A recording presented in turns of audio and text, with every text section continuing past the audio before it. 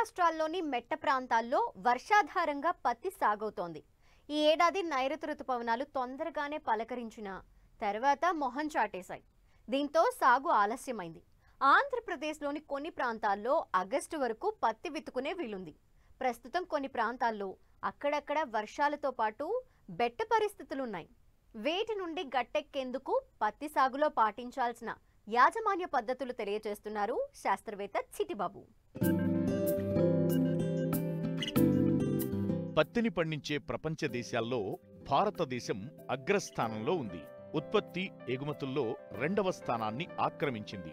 దేశంలో మహారాష్ట్ర, గుజరాత్ తరువాత తెలుగు రాష్ట్రాలు ప్రత్తి సాగు విస్తీర్ణం, ఉత్పత్తిలో 3వ స్థానంలో ఉన్నాయి. అయితే ఈ ఏడాది నైరుతి రుతుపవనాలు ముందుగా పలకరించినా సరిపడా వర్షాలు కురవకపోవడంతో రైతులు కొంత ఆందోళన చెందినా ప్రస్తుతం పత్తిని విత్తుతున్నారు. ముందుగా విత్తిన చోట 10 నుండి 25 రోజుల దశలో ఉంది.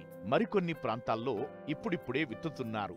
భిన్న వాతావరణ పరిస్థితుల మధ్య పత్తి సాగు కొనసాగుతోంది. కొన్ని చోట్ల వర్షాలు కురుస్తుండగా మరికొన్ని చోట్ల బెట్ట పరిస్థితులు ఉన్నాయి.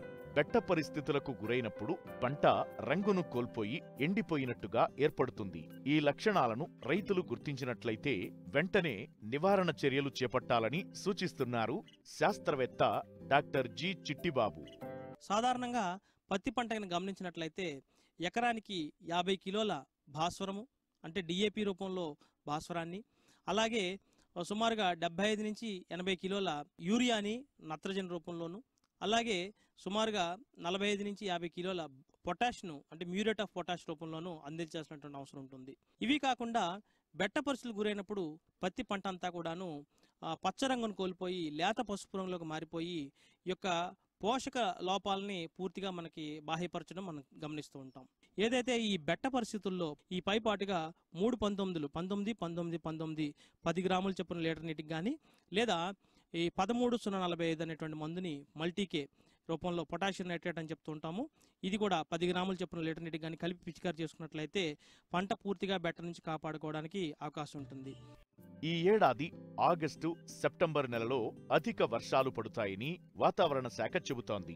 ఈ సమయంలో రైతులు జాగ్రత్తగా ఉండాలి. పంట పొలాల్లో నీరు నిలిచినట్లయితే పంట ఎదుగుదల ఆగిపోయే అవకాశముంది. ఈ సమయంలోనే పండాకు తెగులు ఆశించి పూత, కాయ రాలిపోవడం కూడా జరుగుతుంటుంది. ఇది గమనించిన రైతులు వెంటనే నివారణ చర్యలు చేపట్టాలి. ఈ యొక్క పండాకు తెగులు లేదా గులాబీ రంగు ఆకు చూసినప్పుడు రైతు సోదరులు తప్పనిసరిగా పైపాటుగా ఎరువులు అందించాల్సినటువంటి అవసరం ఉంటుంది. తర్వాత పైపాటుగా 15 నుంచి 20 కిలోల యూరియా, దాంతోపాటు 5 నుంచి 10 కిలోల పొటాష్ను కలిపి వేసుకున్నట్లయితే అదనంగా ఈ వేసుకున్నప్పుడు పంట బూస్టర్ డోస్ అని చెప్తాం దీన్ని. ఈ బూస్టర్ డోస్ వేసుకోవడం వలన పంట ఎదుగుదల బాగా తొందరగా రావడానికి అవకాశం ఉంటుంది. లేదా పైపాటుగా 2% యూరియా ద్రావణాన్ని మనకి 13-045 అనేటువంటి ద్రావణాన్ని 10 గ్రాముల చొప్పున లీటర్ నీటికి కలిపి పిచికారి చేసుకోవచ్చు. అంతేకాకుండా చాలా చోట్ల మెగ్నీషియం లోపం కూడా మనకి ఎక్కువ గమనిస్తుంటాం కాబట్టి మెగ్నీషియం సల్ఫేట్ రూపంలో కూడాను లీటర్ నీటికి 10 గ్రాముల చొప్పున కలిపి పిచికారి చేసుకున్నట్లయితే పూర్తిగా నివారించుకోవడానికి అవకాశం ఉంటుంది.